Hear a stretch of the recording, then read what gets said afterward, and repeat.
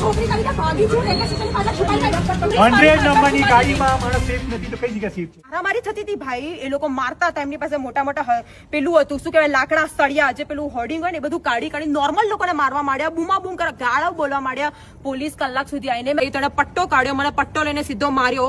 આ જોઈને મેં બૂમો પાડી એટલે મારો ભાઈ અને મારા પપ્પા આયા તો એને મોટો ત્યાંથી પેવર લીધો, મારા ભાઈના માથે માર્યો, એને લોહી લુવાણ કરી દીધો. પછી મારા પપ્પા આયા એને અહીંયા બધે નખોરિયા ભર્યા. પછી મેં એલિસ બ્રિજ પોલીસ સ્ટેશનને ફોન કર્યો તો એલિસ બ્રિજ પોલીસ વાળા આયા. 2 કલાક સુધી તો પહેલા એ લોકો આયા નહીં, પછી આયા એટલે એ લોકોએ પોલીસ ના દેખતા મારામારી ચાલુ કરી. ખુલ્લા છરા લઈને દોડ્યા, ખુલ્લા છરા અમદાવાદમાં. ઉત્તર પ્રદેશની વાત નથી થઈ રહી. હું આ બધા જોડે દોડી. એમાંથી 2-3 ભાઈઓએ મારી મદદ કરીને મને રેલવે સ્ટેશનની પાછળ સંતાડી દીધી કે બેન તમે અહીંયા રહી જાઓ, તમે અત્યારે સેફ નથી. પછી મેં મારા પપ્પાને ફોન કર્યો. હું આ લોકોની 10 જણની પ્રોટેક્શનમાં છાના મના ફોર્ચ્યુન હોટલ પાસે પહોંચી.